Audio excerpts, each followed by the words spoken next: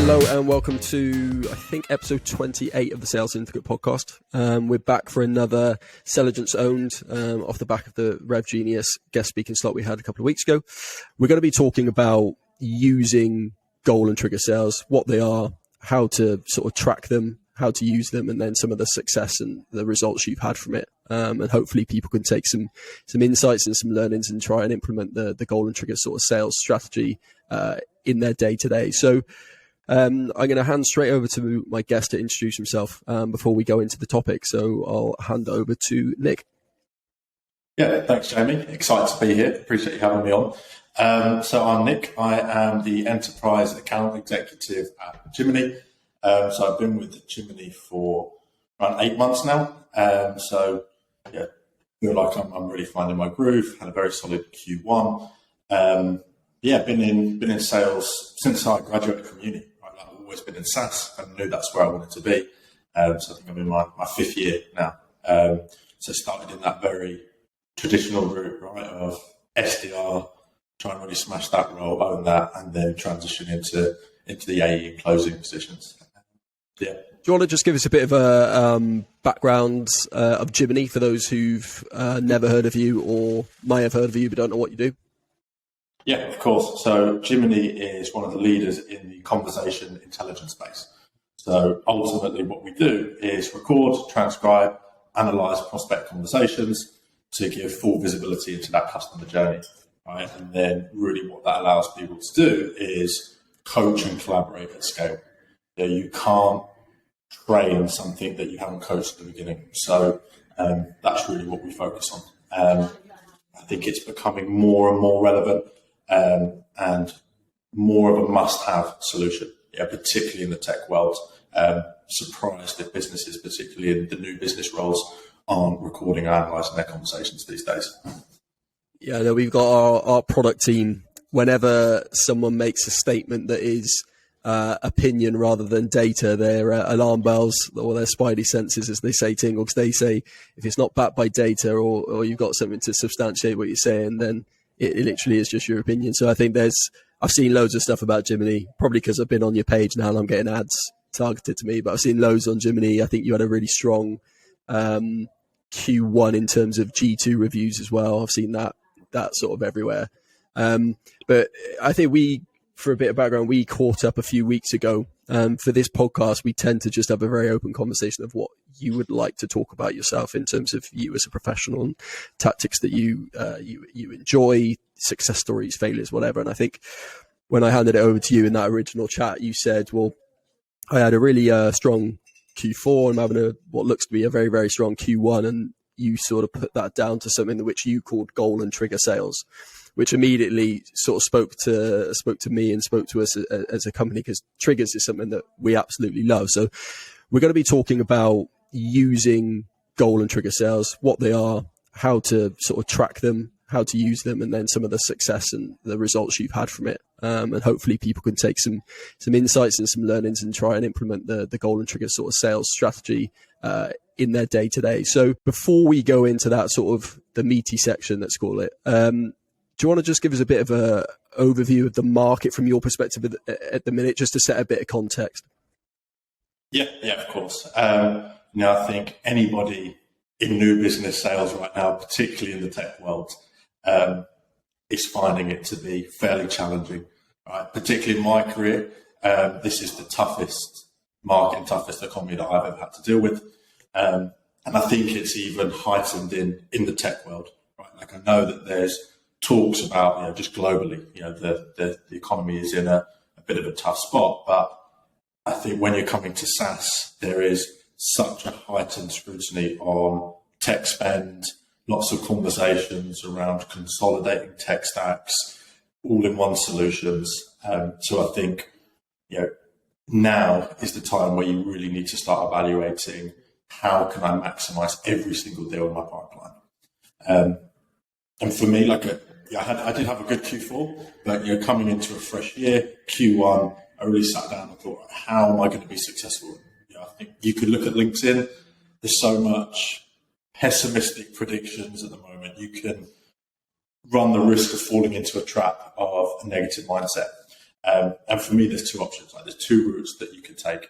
You can either see it as, feeding into this and thinking it's a really tough market, I'm not going to hit my target, people aren't buying. Or you can look at this as a real opportunity for self-development as a salesperson.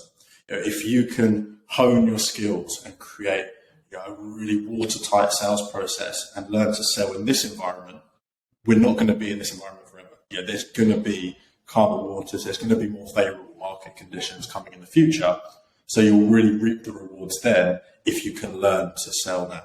So that's sort of the trigger in my mind, I guess. So like, this is how I'm going to approach 2023, and this is how I'm going to be successful.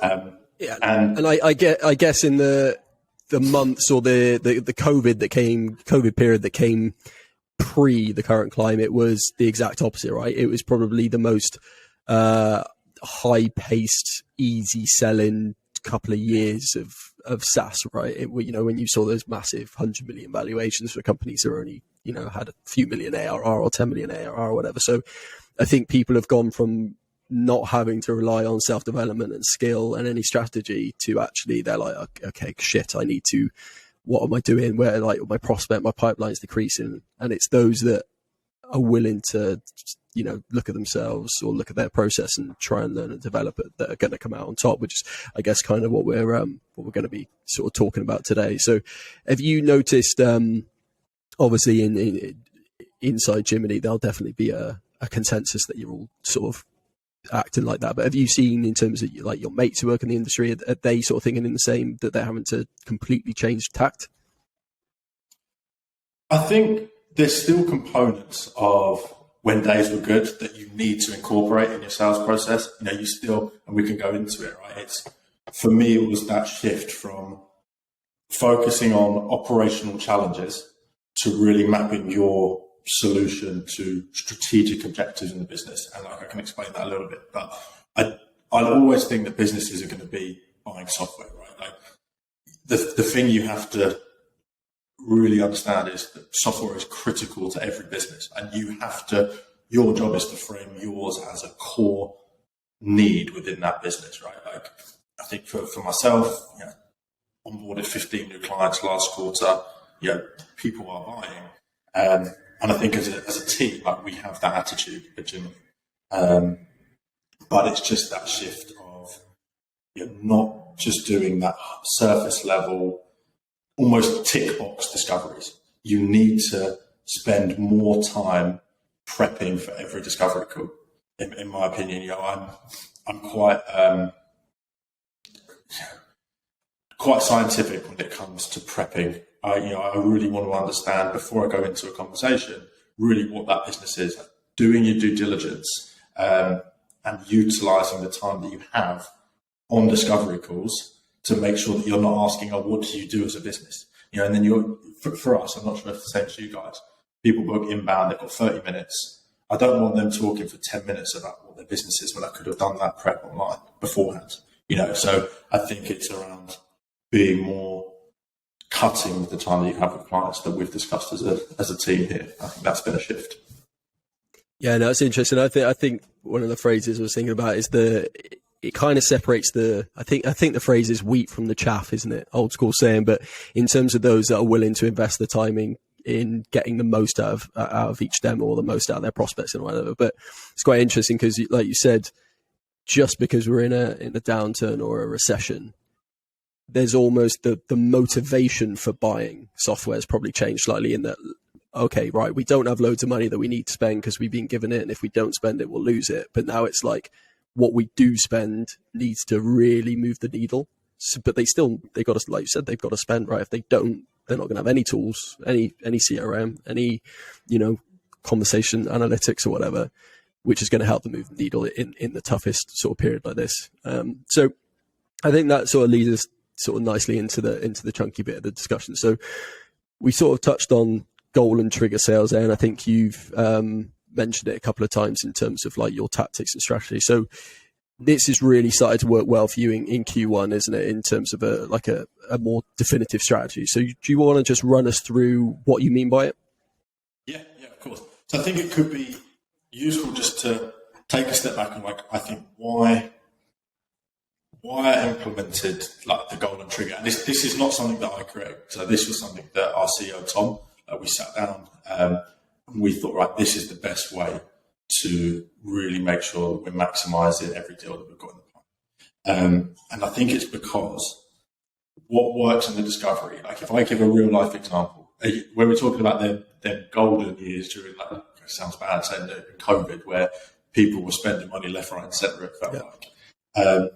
You could get away with surface level. So for Jiminny, we could have a meeting with the head of sales. They could inbound.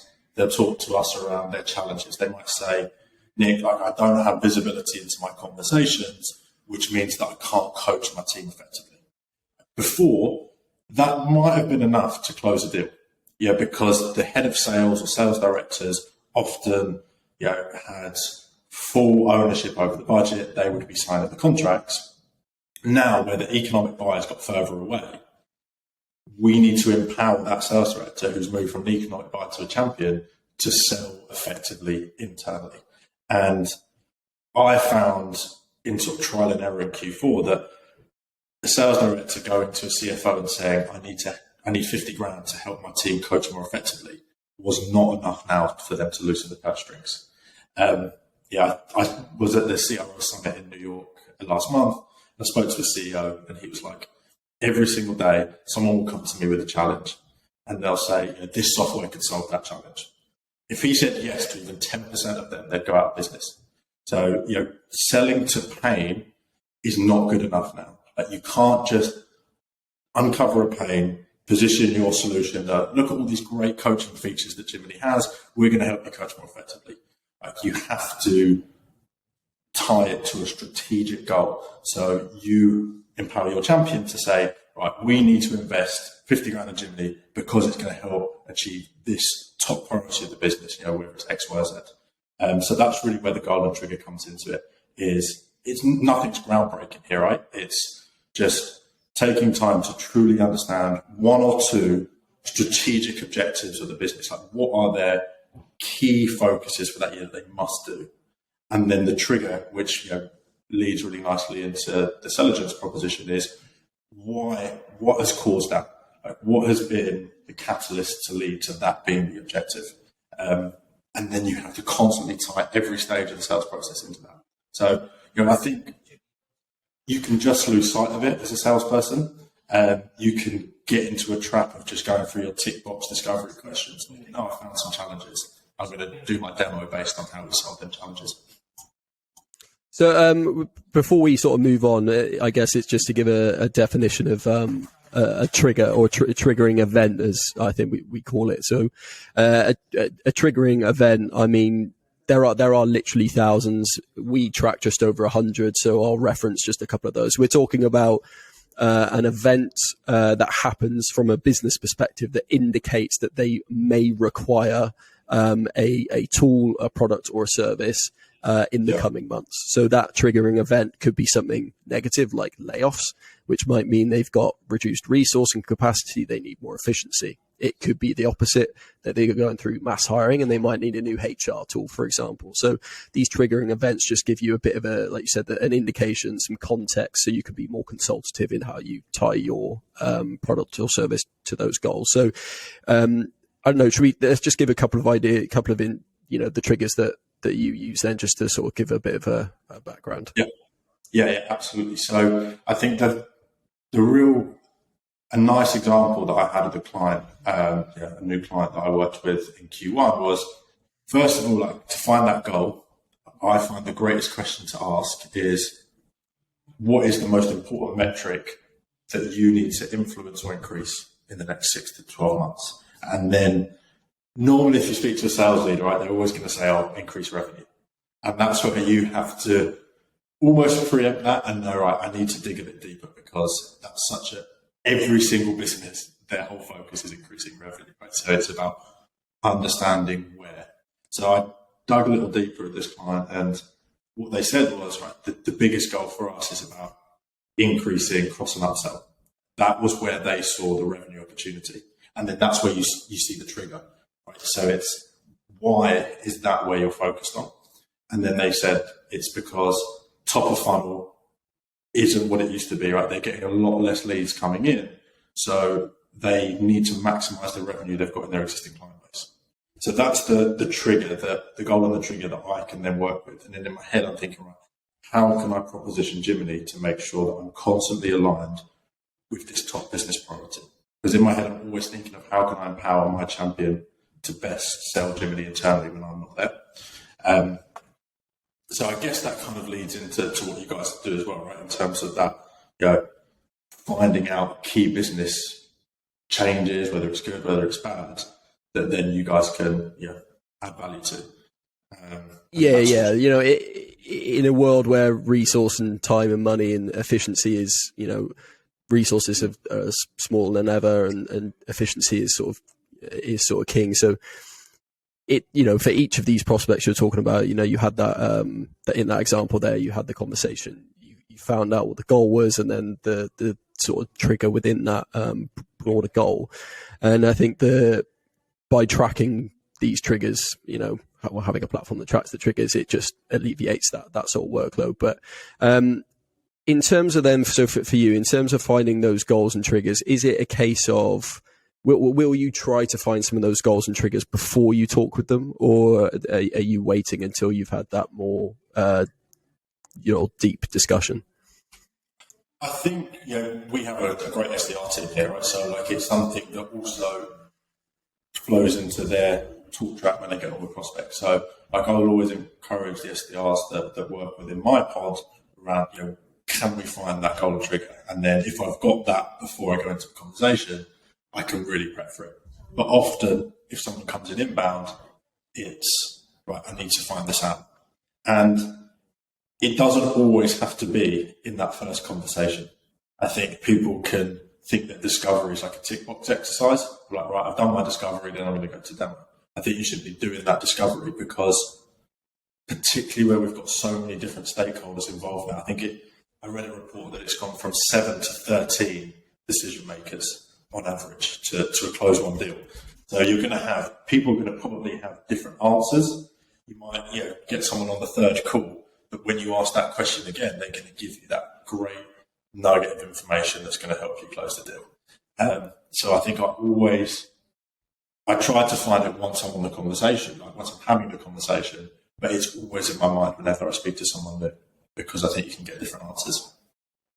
So, like you said, you might not be able to get it on that initial call and they bring additional stakeholders in. So are you constantly on the hunt for triggers from every stakeholder, or potential triggers from every stakeholder? Because, marketing's going to have a slightly different trigger potentially in their head than sales will compared to customer success. So is it a case of it takes as long as it takes to find the trigger, but once you've found it, it doesn't mean that that's the only trigger? You're constantly looking for them.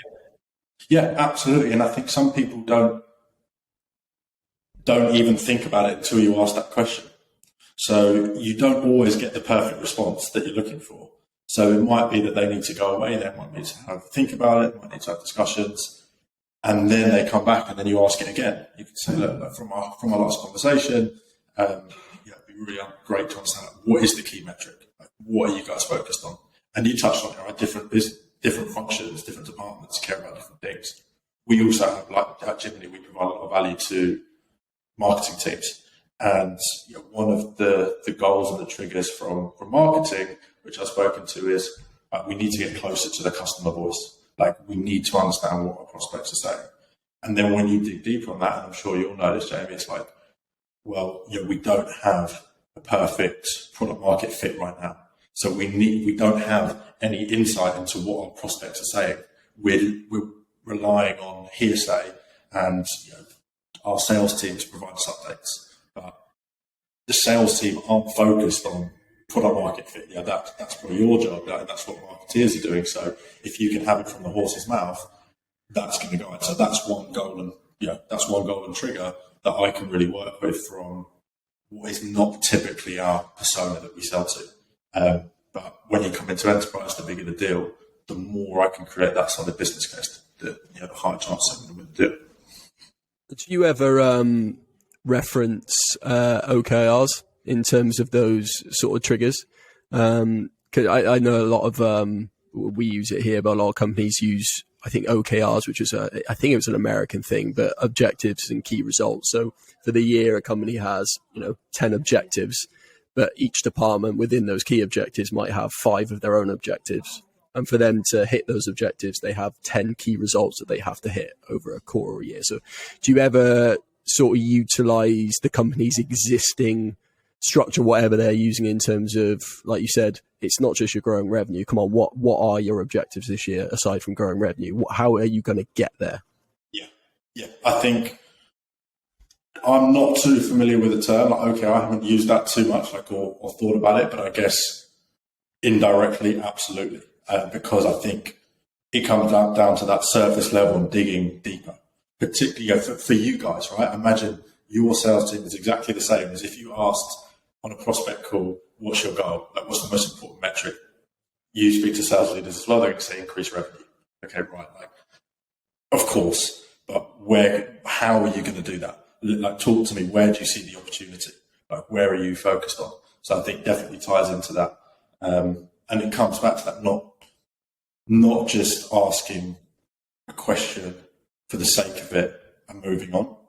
I think that's really important. And often, I can't remember who I was speaking to, it was last week, it can sometimes come down to lack of product knowledge or lack of industry knowledge, where people are reluctant to go a level deeper. I think I did a kind of a piece on this recently, and more about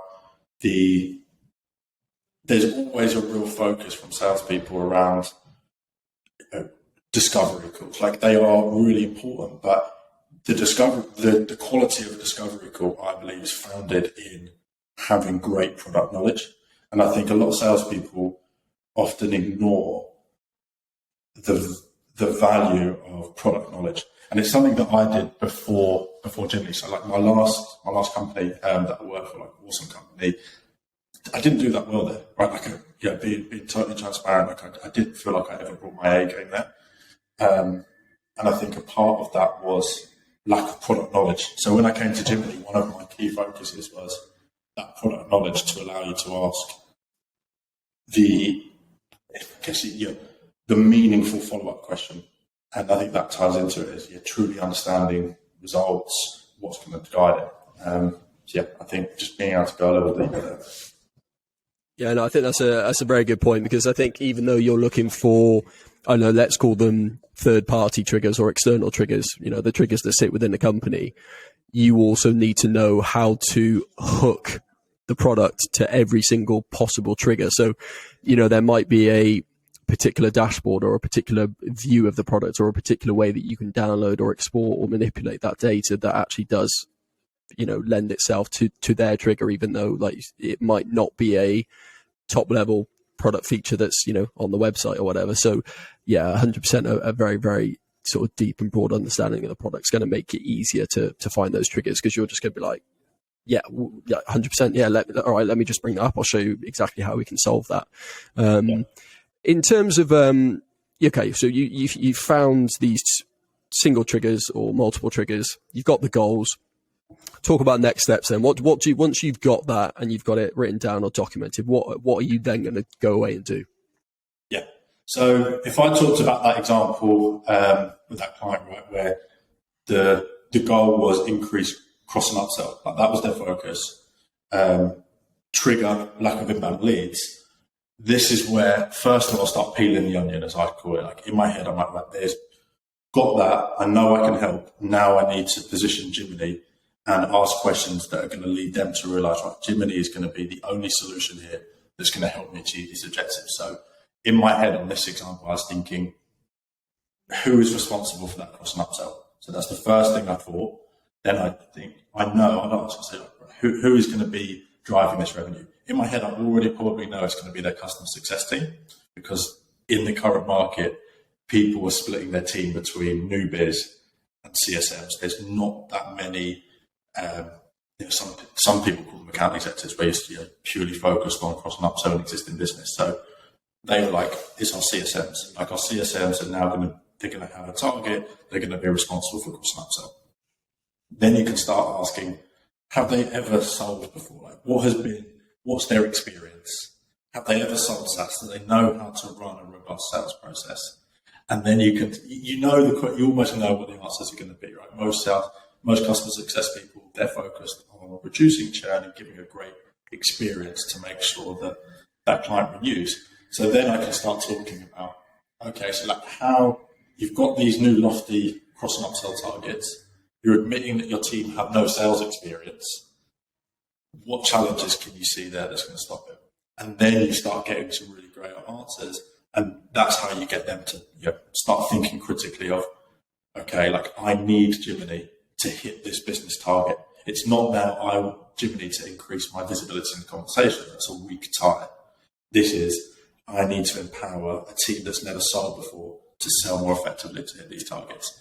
And then when I go into the demo, I know in my head, right, I'm gonna make sure these people go away knowing Jiminny is going to help their CSMs become salespeople. And then that's how I focus it. And then you can create the whole business case around it.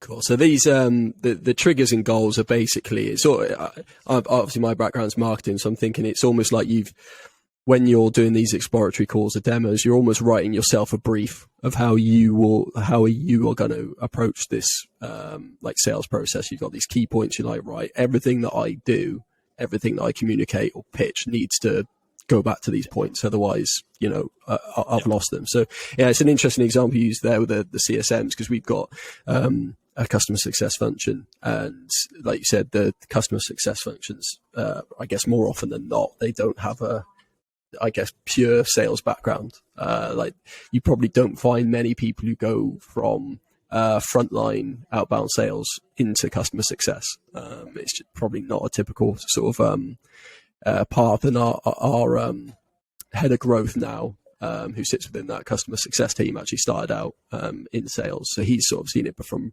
sort of both sides. And, he was tasked with building out that growth function and upsells and stuff. And it's like you said, if they've got those lofty aspirations and they've got a team that's fairly, early on in their career, fresh out of uni, then you can really, really start to tailor it to their exact needs. And they're almost then thinking, Christ, if I don't have this tool, I'm going to have to tell my manager that I didn't have a plan in order to hit the goals that I agreed to 3 months ago. And then, it's really, really interesting. So when you got this brief, or sort of brief, you started to tailor the pitch to it. Like what have you seen in terms of like the positives then of using the triggers, in terms of like shorter sales cycles, or is it just more open buy-in from them, or from your prospects?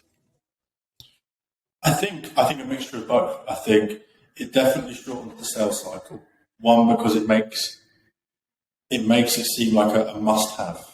I think it's all about the buzzword of urgency. I think it's difficult to create urgency. I think it's about uncovering urgency and making it genuine. I think if you can empower your champions to sell internally about how you are going to help them achieve that goal, the urgency is there, right? You don't have to really do anything. So I think if you constantly can do that, that's going to make the sales cycle shorter, because they're going to not just do it when they think it's right. They're going to do it, right? We need this now, right? This is going to be a top priority. Maybe they move things around and they put you guys at kind of the forefront of their next project. I think in the current market, I'm not sure if you guys have it, but we're a highly competitive market. I'm always going up against at least a couple of competitors. It positions you in the great light. So I and as your sales people, I think we're in the fortunate position where we sell to salespeople. It's the first time I've ever done it. I absolutely love it. And I think it's important that I have the best sales process. If I'm going up against company X, Y, and Z, I want to show them that through my use of Jiminny and how I use our tool internally to elevate my sales performance, that is going to reflect in their teams as well. So I think I have to be on my game every single sales process, because I think people often buy from how they've perceived this process themselves. Yeah, I was going to say, like, you're another sort of bow to your string or whatever, you're using the triggers, the goals and triggers to basically build that trust and rapport because they have a mutual respect for you as a salesman. And they're thinking that, I mean, look how he's managed to position the product, referencing how he uses the product. I now trust that product can help me sell as well as he's just sold to me, because if I'm a salesman and he's sold to me and I want to buy it, he must be fucking good. So it's an interesting sort of take on it. I think because we originally started in staffing and recruitment, that was our target industry. We sort of moved to sales as the industry over the years, and there is a definite you have to definitely, I think, up your game a little bit when you're selling to fellow salesmen, for sure. They've got a lot less patience and they can spot weakness a lot more quickly. So using those triggers to help sort of, build that rapport and trust is big. So you spoke about having SDRs that sort of performing outbound to book demos into the diary. So do the SDRs use triggers of any kind in terms of their outbound? So obviously we've spoken about using triggers when you're on the demos, when you're actually connecting with someone, but does your team or the SDRs use the triggers to try and pinpoint or better target their outreach? Yeah, absolutely. And I think it would be a lot easier if they had intelligence, because they'd probably reduce the time that they have to look online.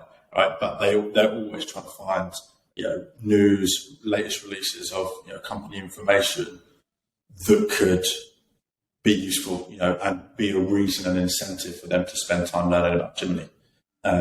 It's an incredibly hard job at the moment, and a massive focus for our sales development team is hyper-personalization.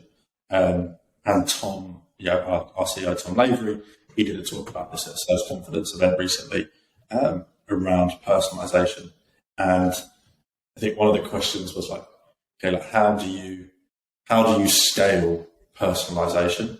And the answer is you can't, because it's counterintuitive. If something is highly scalable, it's really hard for it to be hyper-personalized. So you're finding a trigger, finding out about the person, and then taking your time to compose, whether it's an email, whether it's LinkedIn, whether it's going to be a phone call, something that is just for them, is how we get success. I think people are becoming numb to outreach. People can. There's so many tools out there that can personalize to some degree that doesn't. People just still think that's automated. The only time people really take note, in my opinion, is if they know that is for them. Like if you received outreach only from someone selling a MarTech tool, the only thing I imagine would make you stand up and take notice if you're like, this is for me, getting me a intelligence system. And I think, triggers are all part of that hyper-personalization.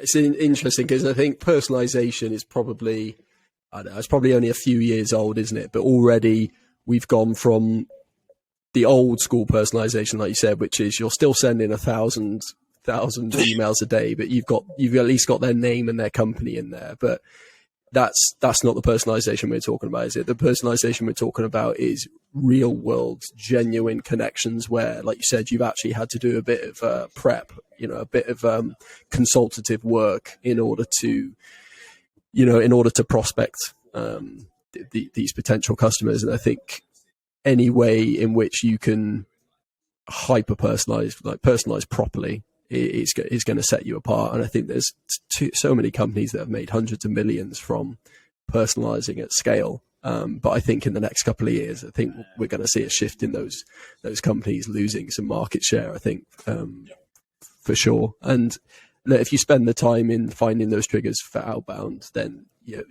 your outbound conversion rates are going to go up anyway. So, it's win-win for everyone.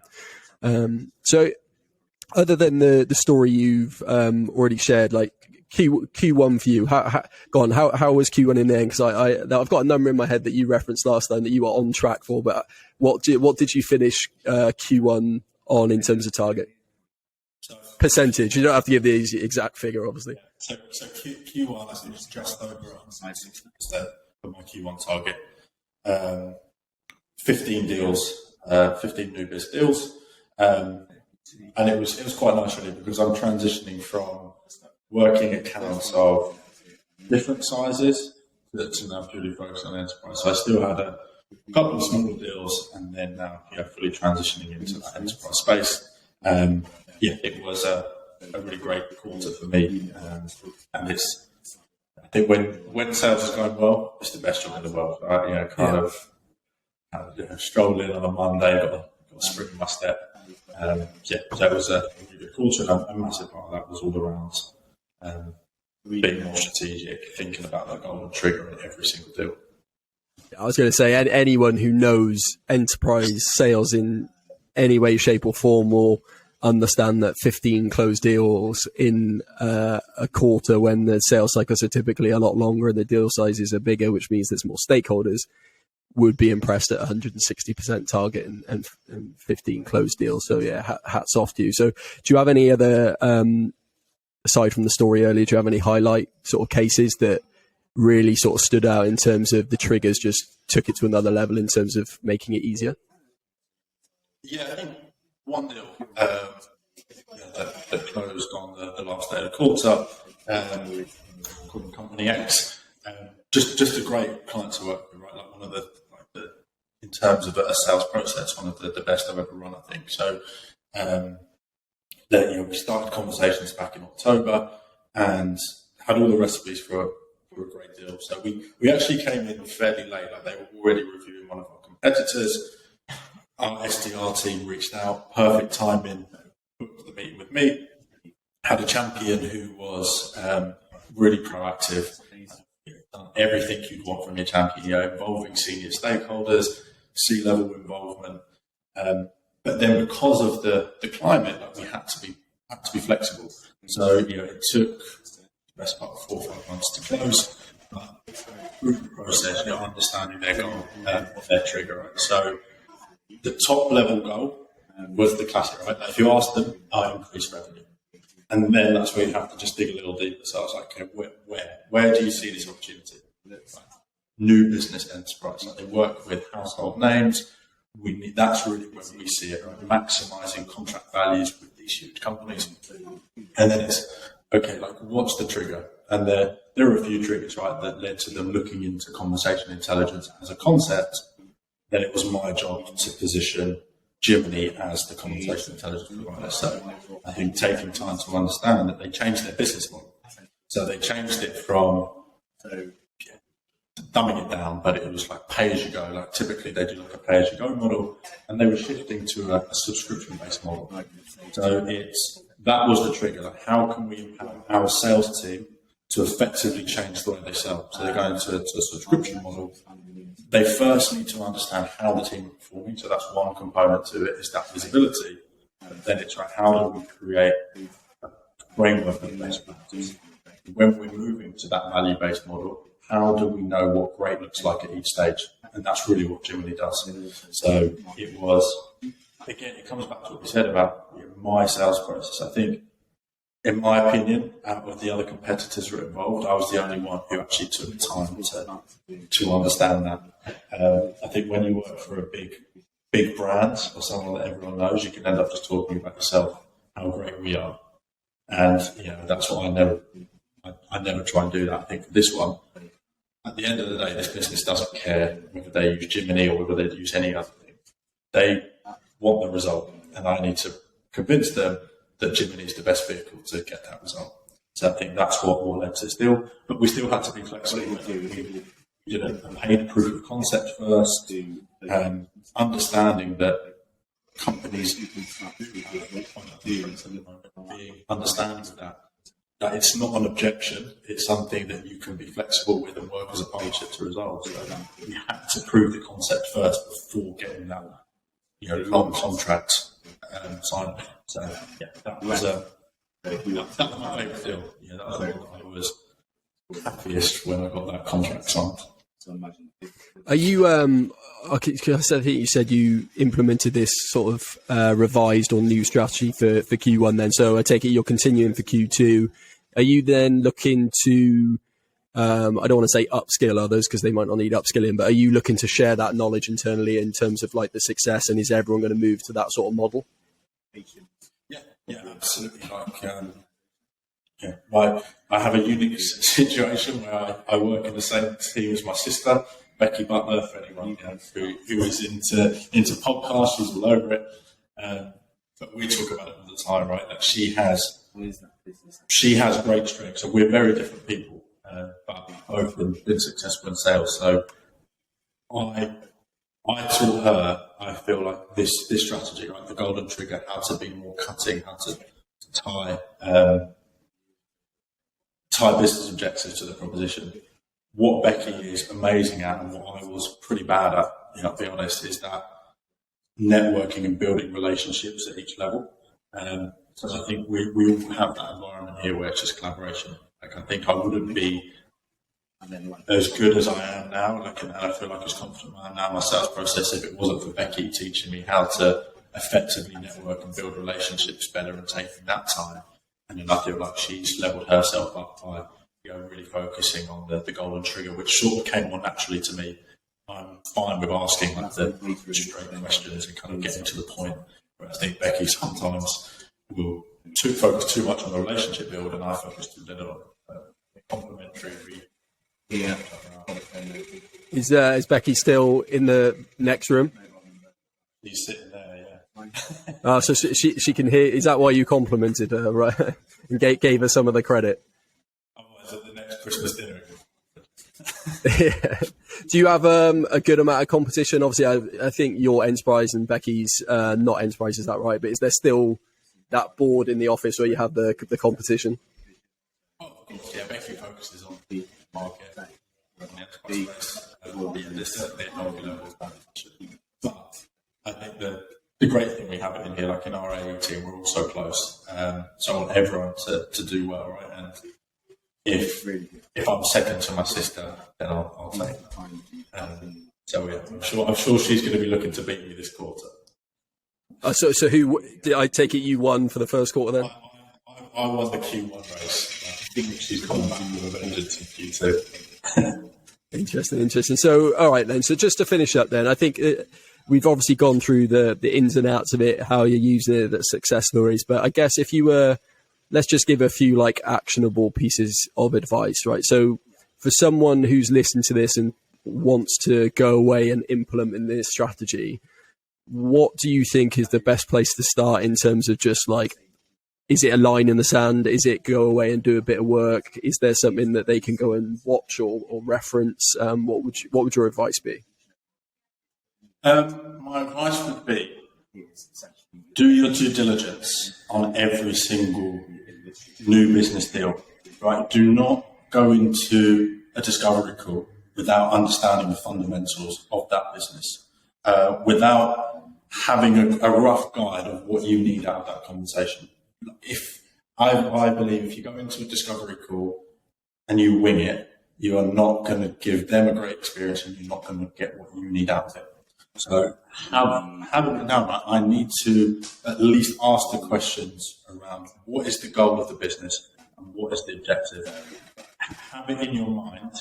The two words that I have is don't just think about operational challenges that your solution solves. Think about how that is going to benefit the strategic objectives of the business. So think above your champion. Think, what does the CFO care about? What does the CEO care about? And how can I just get information here that's going to help me create a business case that they care about? So I can only talk really about Jiminny. Not having visibility into conversations and helping people coach is an operational challenge that sales leaders care about or sales managers care about. That is not good enough for the CFO. So whatever you're selling, whatever you're focused on, think about it in that way. What am I going to do to make the CFO, CEO, CRO listen? And are you very open and honest in terms of, because I sit next to our head of sales and I'm often quite, I've never worked in sales, so sometimes I'm a bit like, okay, it's a very direct question, but it's the same like things you're saying. It's like, look, for me to best approach this discussion, I need to understand a few things from you. So can you tell me, like you said, what are your goals? All right. And then are you quite direct with that? Are you quite upfront and honest saying, look, I need this in order to do my job? Yeah, absolutely. So I was trained on the Sandler model of selling. So people were familiar with it, the upfront contract. I always do an upfront contract. So my opener in a discovery call will be like, look, the loose agenda for the conversation is going to be, first, you need to understand the business, the objectives, what you care about. Then I'll give you an oversight of what Jiminny does. And then at the end, we have two options. Like, you either tell me, Nick, we're not a fit, or yes, you want to explore it further. And then you can see what that route to close is. And then at the end, if it goes well, ask the question. Like, don't be afraid to say, is this something that you would like in the business? And then you can start working back and you can say to them, okay, how do I help you get this in? Who do we need to impress? Unless you're talking to a CFO, CRO, or CEO, you should be asking that question. Even the director of sales is not making this decision in isolation. So you need to have that confidence to say, I know you're going to be a key. You don't want, it's how you phrase it, because you don't want to undermine them. You have that, equilibrium in power dynamic. I know you're going to be a key decision maker in this, but who else do we need to impress? And then that's where they'll give you, and then just shut up at that point. Let them talk. Yeah, they call it a compliment sandwich, don't they? Where it's like, look, I know that your role is very key in this company's growth, but can you give me the answer to the question? Come on, no, that's an interesting one. Here's a request I'll make actually for after the podcast. So you obviously have a series of questions that have worked well for you in terms of really like pulling out those goals and triggers. So are you happy to share like 5 to 10 questions that are like really, really work well in understanding those goals and triggers? Yeah, absolutely. Cool. All right, fantastic. So there'll be 5 to 10 questions underneath this in the description and stuff, and we'll be able to share those on socials as well, along with the clips. And I think that's a quite good place to start, because I think if people know the questions that they've got to ask, and they know they need to be fairly direct with it, I think they're going to be on the right path in terms of understanding the triggers and goals. But no, look, that's been really, really good. It's interesting to talk with someone who actually does use goal and trigger sales in today's sort of climate, because we always preach about how good it is and the benefits you can get from it. But sometimes I think traditionally people are happy, sticking to the not old school tactics, but sticking to what's worked in the past, like just increase the number of calls you're making, increase them like $100 a day. Yeah, well, that's just going to get me more pipeline. So it's been a really interesting chat. So thanks for jumping on. No, really enjoyed it, Jamie. Thanks for having me. Hopefully it's useful to people. I definitely don't have all the answers. I'm still fairly young in my career, but anyone who's kind of recently become an AE or SDRs looking to become an AE from another route I did, hopefully a couple of tips and tricks that might help. We'll have to catch up again in Q2, and if it's another 160%, no pressure, but if it's another 160%, I think we're going to have to start building out. We'll give them the questions, and then we'll say, here's a framework that you can use, and you'll have to start self-branding this goal and trigger selling with Nick Butler.